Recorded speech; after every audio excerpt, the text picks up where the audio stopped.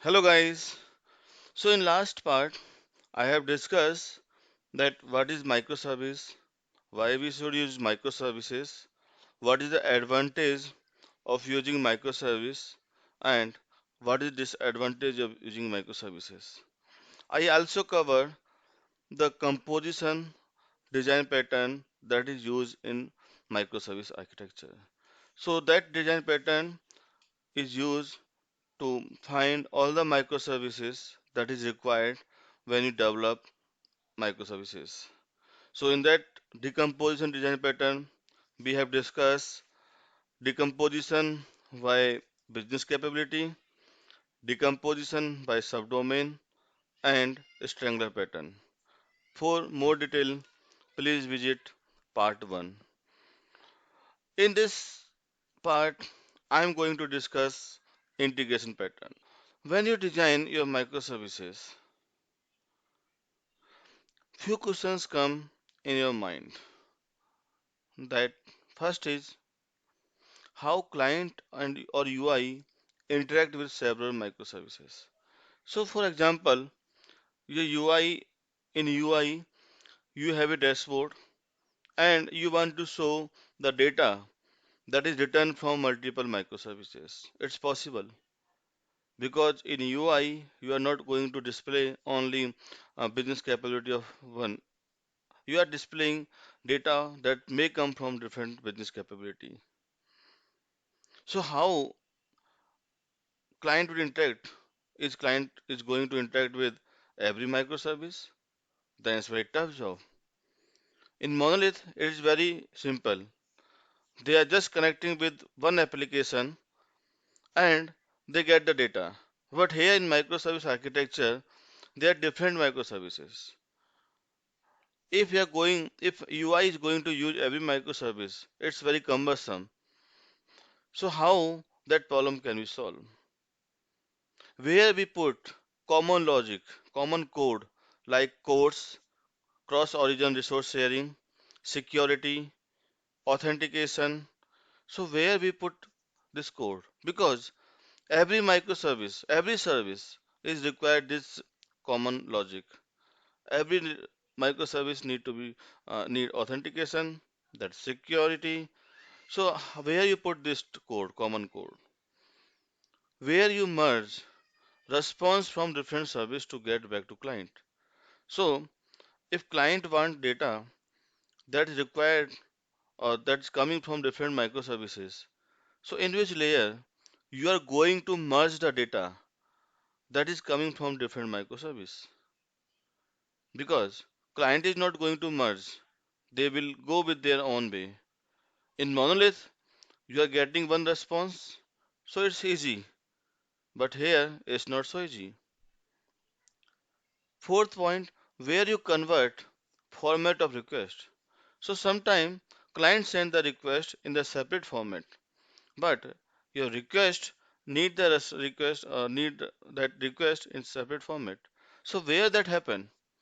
In monolith application, you can easily use adapter in front of your application, but where you will do in microservice architecture. So we are going to solve this problem using integration pattern.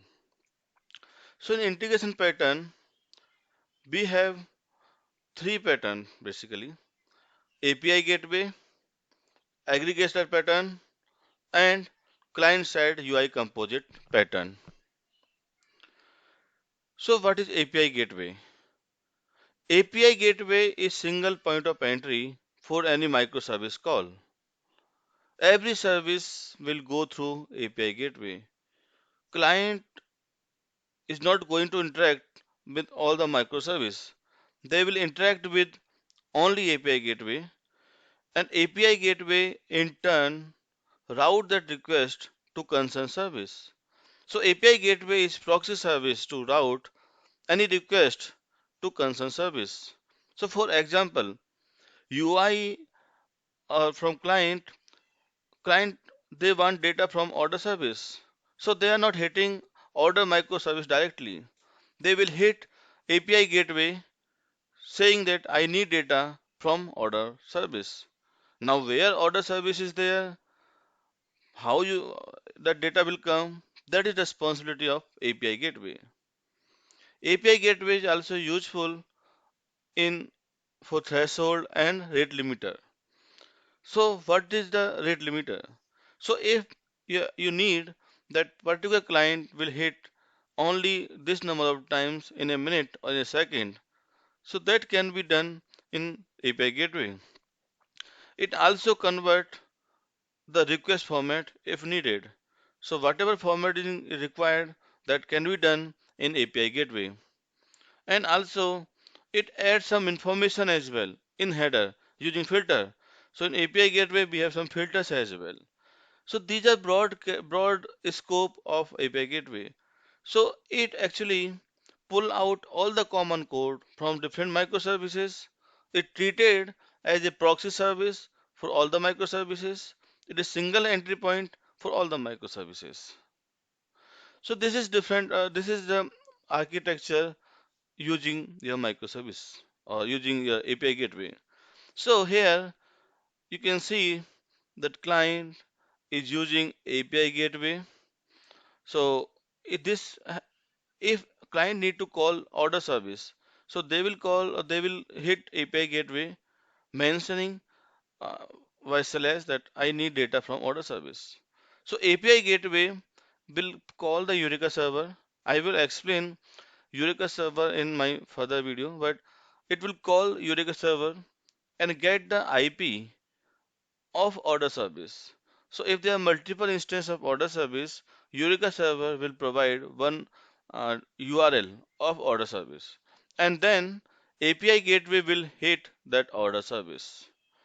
So in that way, you can see that client is not worry about the services. So this is abstraction of all the services. And also it provides rate limiter, security, authentication. So for authentication, it might be not having the logic inside it. It might call different microservice like security microservice, but the responsibility to authenticate is with API gateway. So this is the functionality of API gateway.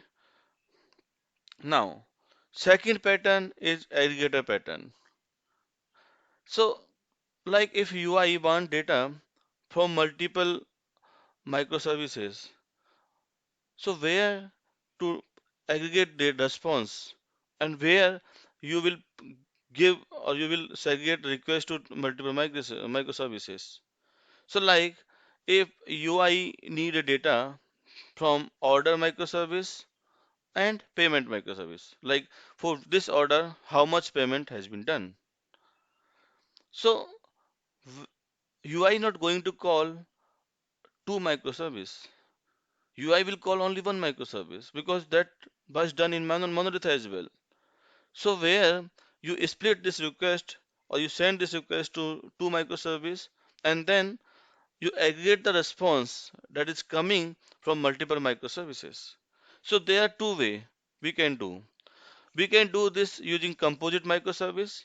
We write a composite microservice that is responsible for make a call to different microservice and combine the result and give response back to client.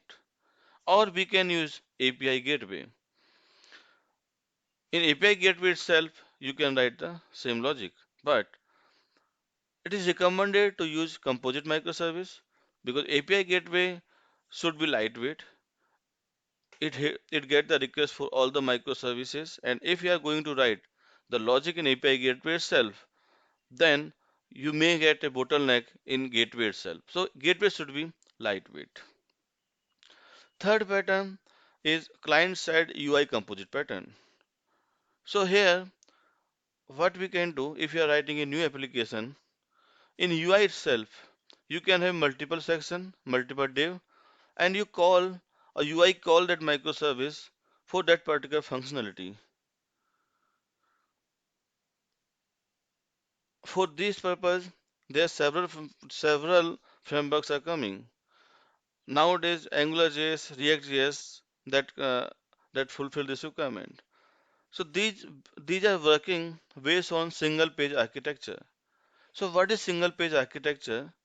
Single page architecture is architecture pattern where UI or client side code written in the client only, and server will send only data, and that data will be rendered in the UI through these frameworks like AngularJS framework. So in earlier days, like 10 years before, we just used to have multi-page architecture. We used to have JSP pages. So in JSP pages, servlet, what they will do, they create HTML and the server side only, and they provide full HTML to the client, to the browser, and browser only render that data of HTML at their side. So there is less work in the client side because full page will be given by the server. But in single page architecture, only data is provided by the server, and UI will be responsible for populate those data into that skeleton. So these frameworks create the skeleton, and then data will come and that will be populated. So that's all about integration pattern. In next part, I will discuss other patterns, that is database pattern that will be used in microservice architecture and log. So that's all. Thank you very much for listening.